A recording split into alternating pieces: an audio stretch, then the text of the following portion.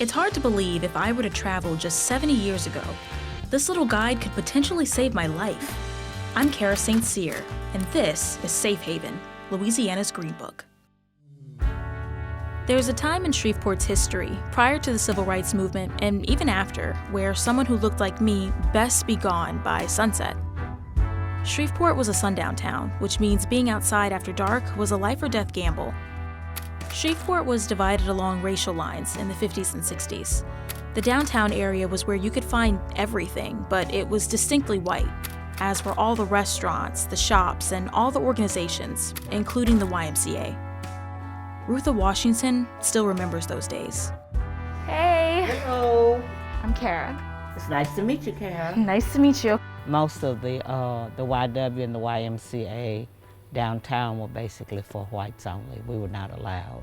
We could pass them, but we just weren't able to go in and use the facilities. As I can remember, we were only allowed downtown on Saturdays, and that was to do our shopping for whatever we needed as far as clothes for school or church or whatever. What would happen if you went downtown and we didn't even try. That was just a no-no. We're on our way to the George Washington Carver YMCA. That's the location we're visiting today.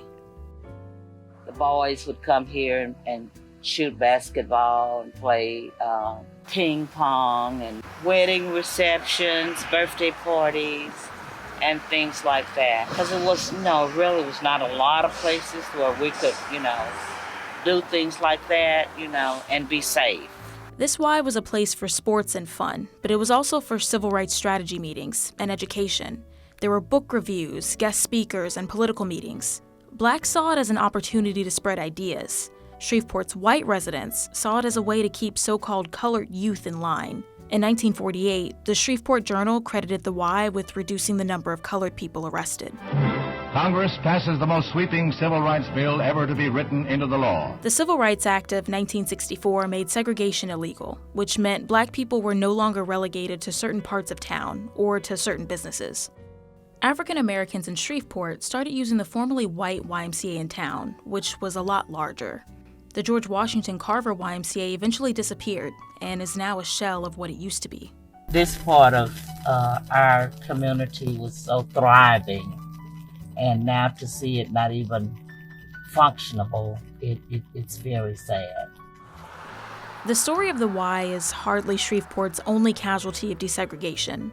Rutha's old neighborhood is practically a ghost town. It's just sad to see the neighborhoods go down the way they go down.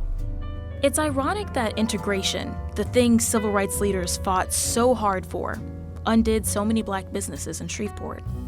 I guess everything comes with a price. ExxonMobil Baton Rouge is proud to support Safe Haven, Louisiana's Green Book. For more than 100 years, ExxonMobil has made a commitment to workforce diversity and the belief that reflecting on historic race relations is key to shaping a better future.